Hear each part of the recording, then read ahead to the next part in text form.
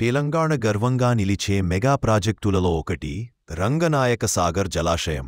సాగునీటి అవసరాలపై ఆధారపడిన రాష్ట్రం భవిష్యత్తుకు బలమైన నీటి నిల్వ కేంద్రంగా రూపుదిద్దుకుని ఈ సాగర్ కాళేశ్వరం ప్రాజెక్టులో కీలక భాగమైన ఈ జలాశయం ప్రకృతి అందాలతో పాటు ప్రజల జీవన శైలిని మార్చేసింది.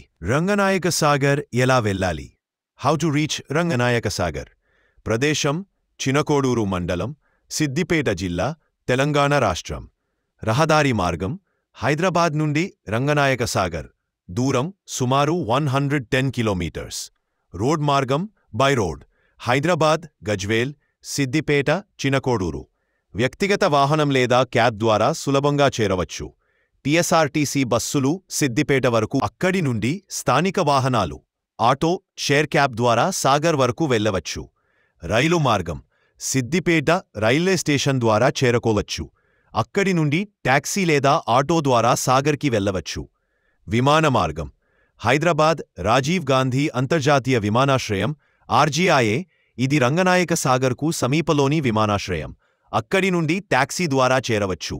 జలాశయం పక్కన పచ్చటి ప్రకృతి, నీటి దృశ్యం అందంగా కనిపిస్తుంది. ఫోటోలు తీయడానికి, కుటుంబంతో విహారయాత్ర చేయడానికి అనుకూలమైన ప్రదేశం. వచ్చే రోజుల్లో పర్యాటక అభివృద్ధి జరుగుతుందని ప్రభుత్వం చెప్పుతూ. రంగనాయక సాగర్ చరిత్ర. History of Ranganayaka Sagar.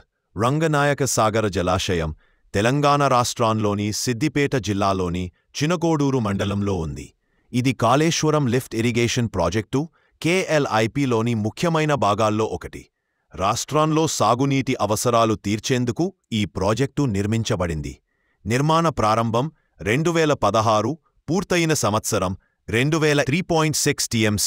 స్థల విస్తీర్ణం సుమారు 200-600 ఎకరాలు. గరిష్ట నీటి మట్టం 620 అడుగులు. ప్రాజెక్టు ముఖ్య ఉద్దేశాలు: సిద్దిపేట, గజ్వేల్, మేడక్ పరిసర ప్రాంతాలకు సాగునీరు అందించడం, భూగర్భ జలాలు పునరుత్తేజనం చేయడం, పర్యాటక ప్రోత్సాహం. పేరు వెనుక కథ. ఈ జలాశయానికి సమీపంలోని రంగనాయక స్వామి ఆలయం పేరును బట్టి రంగనాయక సాగర్ అనే పేరు పెట్టారు. ఇది ఆ ప్రాంతంలో ప్రాచీన దేవాలయంగా పేరు పొందింది. ఈ వీడియో మీకు నచ్చితే లైక్ చేయండి, సబ్స్క్రైబ్ చేయండి, అలాగే మీ ఫ్రెండ్స్కి షేర్ చేయండి.